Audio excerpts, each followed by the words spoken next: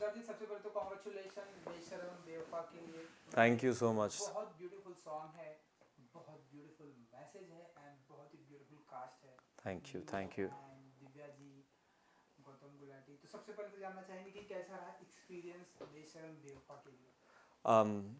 Shooting experience या पूरा experience आप पूछ रहे हैं? आप जो भी आप बता सकें। देखिए, मेरे हिसाब से तो लॉकडाउन के बाद हम्म, लॉन्गिंग एक थी कि काम करना है, इतना अच्छा काम इतना जल्दी मिल जाएगा मैंने ये एक्सपेक्ट नहीं किया था। बिकॉज लॉकडाउन के दो इनफैक्ट लॉकडाउन के बाद काम ज़्यादा जल्दी पिकअप करा है। Hmm, I was very lucky to get this, to be very honest. वास्ते मेरा गया 1 बिलियन। वन और आप बिलियन बिलीव नहीं करोगे, जिस दिन मैं ये गाना शूट कर रहा था उसी दिन 1 बिलियन हुआ है वास्ते। सो ऑन सेट हमने बहुत अच्छी खासी पार्टी भी करी। एक्सपीरियंस बहुत अच्छा रहा। हमेशा राधिका राव और विनय सप्रू जो हमारे डायरेक्टर हैं उनके साथ काम करके बहुत मज़ा आता है। और भूषण सर और दिव्या मैम का कॉन्फिडेंस है मुझ पे, ये चीज़ मुझे बहुत एक्साइट करता है। You know what I mean. तो बहुत बहुत मज़ा आया। और अभी इनफैक्ट ऑब्वियसली एक एनर्जी होती, एक नर्वस एनर्जी थी, एक एक्साइटमेंट था कि क्या होगा, क्योंकि वास्ते शोले बन चुकी है। बिल्कुल। You know 1 billion one cross billion करना, और वो भी एक ऐसा गाना जिसमें अब ध्वनि बड़ी हो गई है, मैं भी रिलेटिवली थोड़ा नोन हो गया हूँ। उस टाइम पे तो हम नए नए नहीं। एकदम बच्चे थे। और उस टाइम पे इतना बड़ा ब्लास्ट होना और इतना चलना गाना, तो इस वजह से थोड़ा सा एक बार सेट ऊपर हो जाता है। But the fact that this is also trending on number 1 since last 3 days on YouTube, I mean overwhelming है, नींद ढंग से नहीं आ रही है, बहुत एक्साइटमेंट है। जी। नाउ हमने देखा वास्ते 1 बिलियन एंड अब बेशरम जो है Besharam Bewafaa 36 million cross 36 million कर क्रॉस चुकी कर है गया है, in just 1.2 million. 3 days. In imagine. So आप अब ये भी चाहते हैं कि ये भी 1 बिलियन जाए। मैं तो चाहता हूँ ये 1 बिलियन जाए, और मैं बोलूँ फिर टी सीरीज को, देखो मैं तो आपका लकी बॉय हूँ। बिल्कुल हाँ, आप बिल्कुल। मुझे हर चीज़ में लो फिर, और क्या। बिल्कुल मैं चाहूँगा। और देखिए, मैं ये मानता हूँ इस इंडस्ट्री में लक बहुत काम करता है। आप बहुत हार्ड वर्क कर सकते हैं, बहुत टैलेंटेड हो सकते हैं, बट लक सबसे ज़्यादा इंपॉर्टेंट है। काम करने मिलने के बाद भी वो चले ना चले, वो सब एक आपकी किस्मत पर है। तो मैं किस्मत पे छोड़ देता हूँ। मैं वर्क हॉर्स कर्मयोगी है, काम करा और फिर अभी किस्मत में छोड़ दिया। बट हाँ, अगर कुछ चलता है तो पूरे खुले हाथों से लेना मेरे को पसंद है उसे, और अगर नहीं चलता तो छोड़ देना पसंद है। बिल्कुल बिल्कुल। हम्म। सो डायरेक्ट इस गाने के लिए बेशरम बेवफा के लिए डायरेक्टली आपको टी सीरीज का कॉल आया था कि ये करना है, दिव्या जी का कॉल आया था, भूषण जी का कॉल आया था, या न- डायरेक्टर जी का? मुझे हाँ बताइए।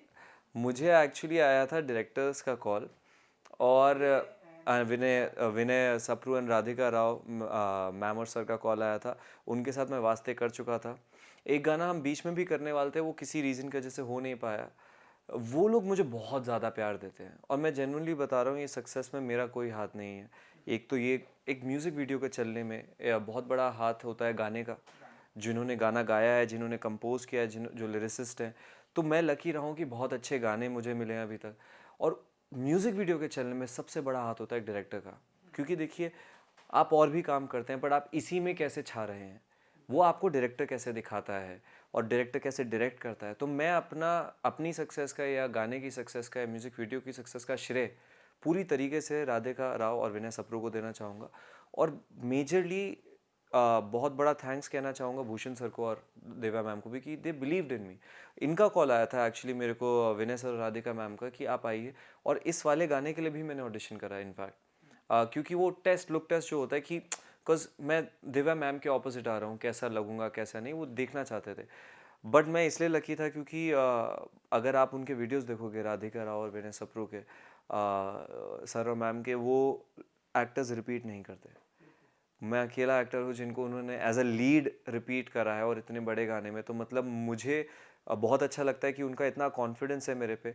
और ये मुझे भी कॉन्फिडेंस देता है कि मैं जिस राह पे जा रहा हूँ वो बहुत अच्छी राह है, और यहाँ पे कॉन्फिडेंटली चलते जाना है। जी। हाँ जी। अ, गाने की अगर मैं बात करूँ, हाँ जी।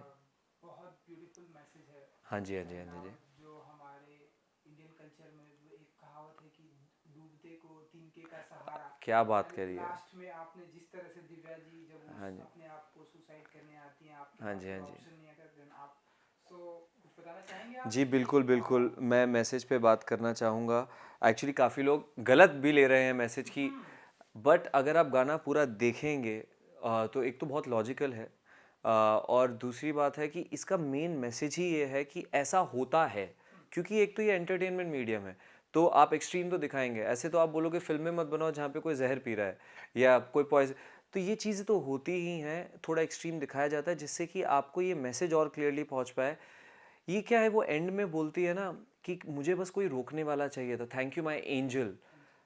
हो सकता है मैं मेटाफर था, मैं एग्जिस्ट ही नहीं करता था, उसके दिमाग की एक फ्रैगमेंट ऑफ हर इमेजिनेशन था। ये तो आप पे है, बात ये है कि उसकी इमेजिनेशन ने ही शायद उसे रोक दिया करने से। क्या हुआ क्या नहीं हुआ एक इंटरप्रिटेशन पर है। मैसेज बेसिकली ये है मेरे हिसाब से इस गाने का कि कितना भी खराब हो आपकी ज़िंदगी में, आप किसी भी मोड़ पे आ जाएंगे, आपको ऐसा लगता है कि जैसे कि यार अब तो ख़त्म हो गई मेरी ज़िंदगी, इसके आगे नहीं बढ़ सकती। मेरी भी ज़िंदगी में ऐसा हुआ है, लोगों की ज़िंदगी में ऐसे पल आते हैं, ऐसे मोड़ आता है। पर आप जब मतलब 4 इयर्स डाउन द लाइन, 4 साल बाद आप पीछे मुड़ के देखते हो और हंसते हो, यार मैं किस चीज़ पे टेंशन है। स्कूल में लगता है कि अगर किसी के सामने आपकी कोई मजाक बन गई तो लगता है कि एंड ऑफ वो है, मम्मी पापा को स्कूल लेके नहीं जाना, थोड़े शाय होते हैं। बाद में आप जाके इस बात पे हंसते हैं। तो बात यह है कि प्रेजेंट में जो चीज़ इतनी बुरी लगती है वो फ्यूचर में नहीं लगने वाली होती है। तो इसलिए कोई भी इतना टेंशन ना लीजिए, वो एक मैसेज है इसका। और ऊपर से एक थोड़ा सा डिस सॉन्ग है, जो लोग चीटिंग करते हैं, इनफिडाइल होते हैं, उन लोगों पे। और एक तरफा प्यार को थोड़ा ग्लोरीफाई करा गया है कि भाई चलो तुम चीट कर रहे हो बट मेरा प्यार अनकंडीशनल है, बता तेरा क्या हाल है।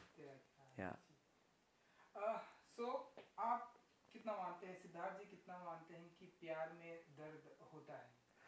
देखिए, मैं मानता हूँ प्यार एक फीलिंग है, और फीलिंग परमानेंट नहीं होती।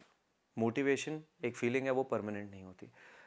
मैं ये मानता हूँ लोग प्यार में पड़ते हैं, और मैं ये मानता हूँ लोग प्यार से निकल भी जाते हैं, और ये सच्चाई है। मैं कबीर के दोहे नहीं और मैं कहानियों की बात नहीं कर रहा, मैं एक रियलिटी चेक की बात कर रहा हूँ।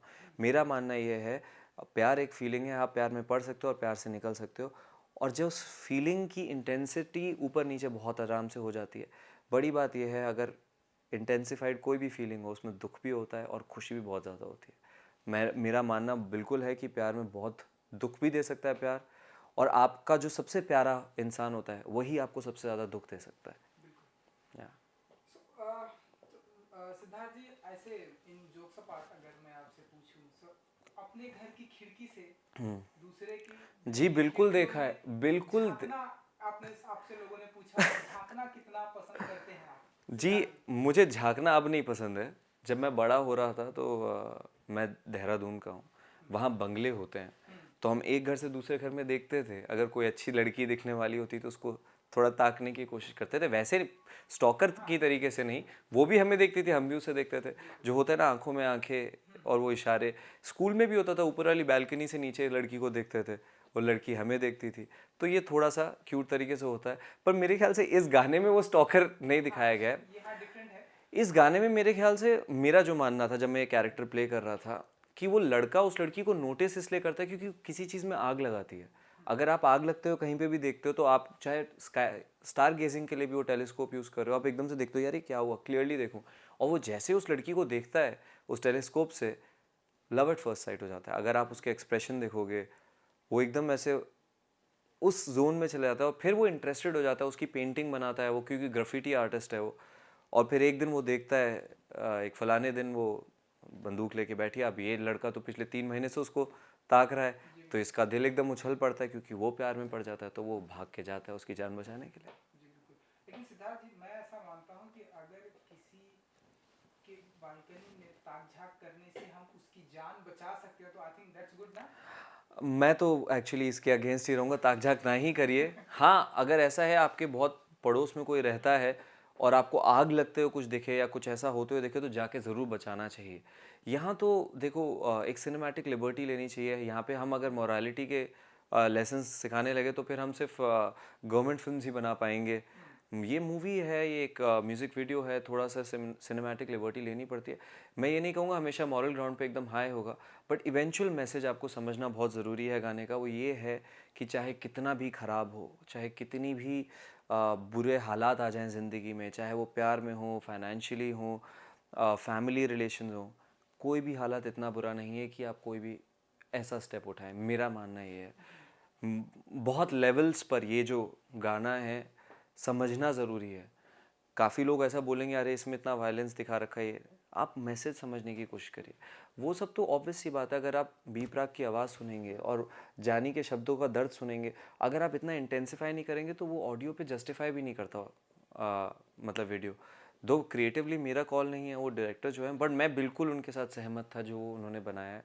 तभी इतना लोग प्यार भी कर रहे हैं इस चीज़ को और इतना सराह रहे हैं और इतनी तारीफ़ें हो रही हैं। जी, क्योंकि आपने बताया कि और एक गाना आपका आने वाला था जो शायद लॉकडाउन में नहीं नहीं, आ पाया वो या गाना मैं वो इनके साथ शूटिंग एक वगैरह करने वाला था, वो नहीं हुआ किसी फलाने रीज़न के वजह से। तो तो हम ऐसा माने कि वो आएगा, शूटिंग होगी इसकी अब नहीं, और वो गाना एक्चुअली हो गया, वो किसी और रीज़न की वजह से नहीं हुआ, वो आके चला गया। मैं उस गाने का नाम नहीं लूँगा, बट आगे मैं और काम कर रहा हूँ, जो गाने आ रहे हैं, कुछ गाने हैं, कुछ और चीज़ें हैं, बट मैं अब थोड़ा सुपरस्टिशियस हो गया हूँ। मैं बातें नहीं करता चीज़ों की, अनाउंसमेंट है कि आपको पता चल जाएगा चीज़ों का। बिल्कुल। तो चलिए हम गाने के बारे में नहीं पूछेंगे, लेकिन प्रेजेंट टाइम में या पिछले कुछ एक सालों से जिस तरह से म्यूजिक वीडियो को हमारी इंडस्ट्री में पसंद किया जा रहा है, जी, जी। तो हम ऐसा माने कि बैक टू बैक ढेरों सारे म्यूजिक वीडियो करने वाले हैं सिद्धार्थ जी। देखिए, मैंने ये बड़ी अच्छी कहानी है कि जब वास्ते की कास्टिंग चल रही थी, तब आई थिंक ले जा रे आ गया था। ले जा रे भी मतलब चला था रिलेटिवली, बट जो 90s में और 2000 में ट्रेंड था म्यूज़िक वीडियोस का, वो ख़त्म हो गया था, फिजल आउट हो गया था।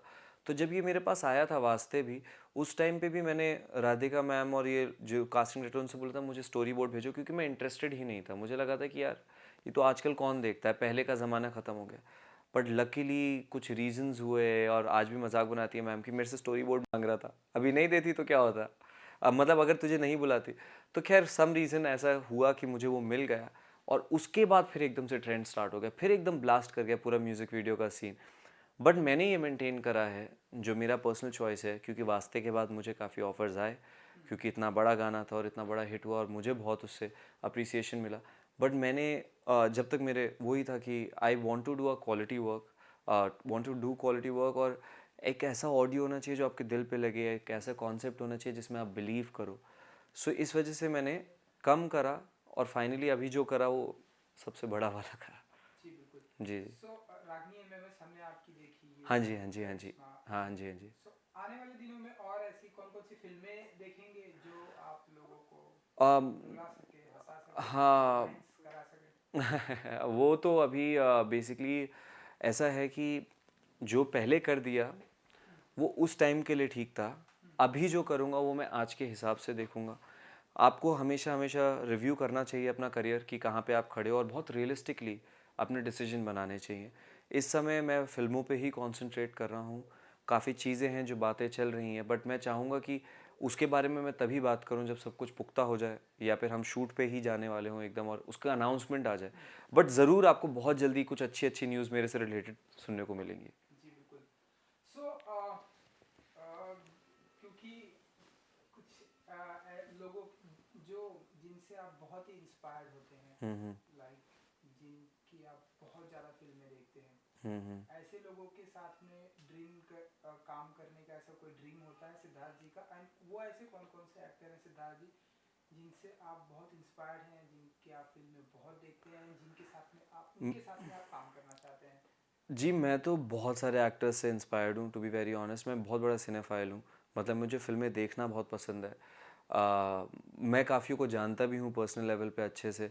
मैं डायरेक्टर्स के साथ ज़रूर काम करना चाहता हूँ, बहुत अच्छे अच्छे जिनकी फ़िल्में पसंद करता हूँ। एक्टर्स के साथ काम करूँगा तो मतलब मैं सेकंड लीड होऊंगा क्या? जी।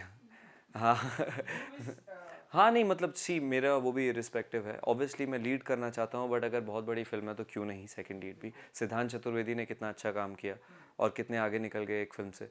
पर मेरा कुछ चॉइस ऑफ डायरेक्टर्स है जो मुझे बहुत पसंद है। वो उनके साथ मैं ज़रूर काम करना चाहूँगा। कुछ नाम लेना चाहेंगे जो आपके बहुत फेवरेट हैं? बहुत फेवरेट हैं तो टॉप ऑफ द हेड में मेरे आते हैं ज़ोया अख्तर, और संजय लीला बंसाली, करण जौहर बहुत पसंद है मुझे। करण जौहर बहुत अंडररेटेड लगता है director, but as a director वो बहुत अच्छे से फीलिंग पकड़ते हैं, ये मेरा बहुत पहले से मानना है। और वैसी फीलिंग जगाना बहुत ही कम होता है जहाँ पे लोग आपके साथ जिएं। आदित्य चोपड़ा जी हैं, और बहुत सारे अच्छे अच्छे डायरेक्टर हैं। इम्तियाज़ अली मुझे बहुत ज़्यादा पसंद है। बट डेफिनेटली अभी टॉप पे जो मेरी फेवरेट डायरेक्टर है वो है जोया अख्तर। जी। जी जी। म्यूजिक वीडियो में हमने आपको हल्की सी बियर्ड में देखा था, हाँ जी हाँ और जी। यहाँ पर आपको क्लीन शेव देख रहे हैं। नहीं सो नहीं, ये एक्चुअली उतनी ही है। म्यूजिक वीडियो में आई थिंक थोड़ा सा और थोड़ा ज़्यादा। ज़्यादा था हाँ, 2-3 दिन आगे का था हाँ। जी, तो रियल लाइफ में किस तरह रहना पसंद करते हैं आप? मैं actually see as an actor आप बहुत ही वेरीड रखते हो लुक। तो मेरा तो स्पेशली लोगों ने बहुत बोला है कि जब से मैंने स्टार्ट किया है मेरा लुक इतना बदल गया है कि लोग बोलते हैं कभी आप कैसे दिखते हो, कभी आप कैसे दिखते हो। मेरे हिसाब से I want be like a chameleon, जैसे एक्टर्स को होना चाहिए। मुझे बाल बढ़ाने थे, इसके लिए जो मुझे ऑर्डर मिला था वो मैंने बढ़ाए एकदम बाल, और वो आर्टिस्टिक बाल रखे मैंने। मुझे एंड में स्टबल बढ़ाने को बोला, मैंने स्टबल बढ़ाई। अगर वो कटाने को बोलेंगे मैं कटा दूंगा, स्टबल कटाने को बोलेंगे मैं कटा दूंगा, बॉडी बढ़ाने को बोलेंगे बॉडी बढ़ा दूंगा। इस एक्चुअली म्यूज़िक वीडियो के लिए मैंने बहुत मेहनत करी है वेट कट करने में, इनफैक्ट बहुत ज़्यादा। स्पेशली मुझे ज़्यादा मेहनत इसलिए लगी क्योंकि जिम्स ओपन नहीं थे, तो लॉकडाउन में आपको ही करना पड़ता था। तो आई यूज़ टू रन, मतलब 20 फ्लोर्स ऊपर नीचे मैं सुबह सुबह कार्डियो करता था, 2 टाइम वर्कआउट कर रहा था। क्योंकि नेचुरल हूँ मैं, नेचुरल बॉडी बिल्डिंग करता हूँ, तो इसलिए एक्स्ट्रा आपको हार्ड वर्क करना पड़ता है। क्योंकि कैरेक्टर बहुत स्पेसिफिकली था कि बहुत लीन है लड़का, क्योंकि स्टड नहीं दिखाना था ज़्यादा, मतलब होना चाहिए मस्कुलर होना चाहिए, थोड़ी एब्स देखें, बट ऐसा नहीं लगना चाहिए कि बहुत ट्राई कर रहा है हार्ड। एक आर्टिस्टिक बंदे का कैरेक्टर होगा अगर आपने देखा है तो बहुत एफर्टलेसली गुड लुकिंग लगना चाहिए और क्रीपी नहीं लगना चाहिए। तो बहुत मिस्टीरियस सा कैरेक्टर था, तो उस पर काम करने के लिए बहुत मेहनत करनी ही पड़ी मुझे। चलिए सिद्धार्थ जी, एक आखिरी सवाल मेरी जी जी तरफ जी। से। आई थिंक लास्ट 2 क्वेश्चन कर लेते हैं। चलिए। पहला, ये जो ये है सुशांत सिंह राजपूत, हाँ सो जी। एक ये सवाल ये है कि आप उनको बहुत करीब से जानते हैं, आप उनके दोस्त भी हैं। हम्म। अब हमारे बीच में वो नहीं है, रीज़न की बात नहीं करेंगे।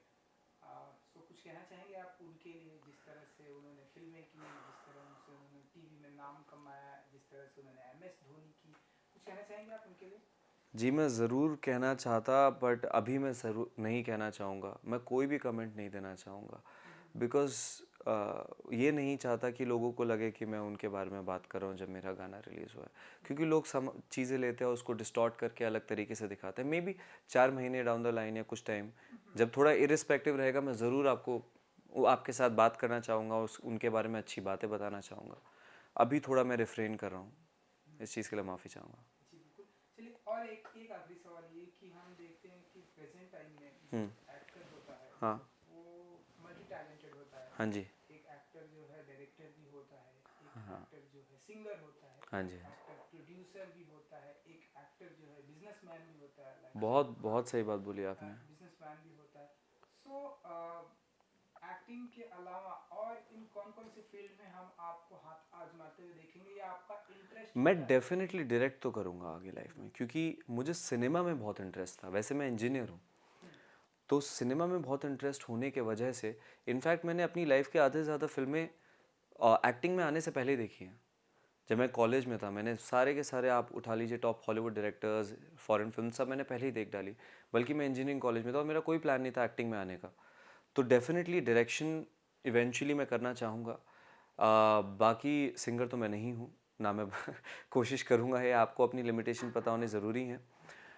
उसके अलावा शायद प्रोडक्शन अगर अच्छे से समझ गए वो गेम की क्या है, क्या प्रॉफिटेबल है कि नहीं, एफिशिएंट है, ऑप्टिमाइज़ कर सकता हूँ कि नहीं, उस पर डिपेंड करेगा। स्पोर्ट्स मुझे बहुत पसंद है, but I don't think professionally मैं किसी स्पोर्ट्स में जा सकता हूँ इस समय, अभी इट्स टू लेट। हाँ मेरे ख्याल डायरेक्शन में भी इवेंचुअली जी। ज़रूर। चलिए, स्पोर्ट्स आपको पसंद है, इसलिए और एक सवाल ये जी जी। कि हम देख रहे हैं प्रेजेंट टाइम में बहुत सारे स्पोर्ट्स पर्सन के ऊपर फिल्में बन रही है, बायोपिक बन रही है, आपने देखी ही होगी जी जी जी। डेफिनेटली। ऐसी कोई पर्सनालिटी जिनके ऊपर आप मैं तो बिल्कुल करना चाहूँगा। स्पोर्ट्स पर फिल्में करना चाहेंगे? लैंडे पेस, ओह। उन पे मैं फ़िल्म करना चाहूँगा बिल्कुल। अगर कभी मुझे बायोपिक्स करने का बहुत मन है, किसी के स्किन ऑफ द कैरेक्टर में जाने का। एक इंसान जो रह चुका है या जो है उसके उसको जस्टिफाई करने का, क्योंकि वो ज़िंदगी जीने का। कुछ एक्टर्स ऐसे आके चले गए जिनके बारे में उनकी करने का, जिनके बारे में आपने कहीं पढ़ा या जानते थे, जो भी। तो मैं बिल्कुल बायोपिक्स में तो मैं बहुत ज़्यादा इंटरेस्टेड हूँ। स्पोर्ट्स के हिसाब से अगर मैं बोलूँ, लैंडर पेस की एक है जो अभी तक नहीं बनी है, बाकी तो आप दिखने भी ज़रूरी हो किसी की तरह। हाँ, आप कितना भी कर लोगे, आप अपना नैन नक्श तो बदलोगे नहीं, और अगर विश्वास नहीं होगा आप पे एज अ वो पर्सन, तो फिर वो फ़ायदा करने का है नहीं। जहाँ मैं फिट हो पाऊँ और जहाँ थोड़ा इंटरेस्टिंग लग पाए, मैं ज़रूर करना चाहूँगा। मोस्ट ऑफ द स्पोर्ट्स मैं खेलता हूँ, टेनिस, क्रिकेट, फुटबॉल, एवरीथिंग। जी, चलिए, थैंक यू सो मच हमसे बात थैंक करने के यू, लिए and good luck. Thank you so much.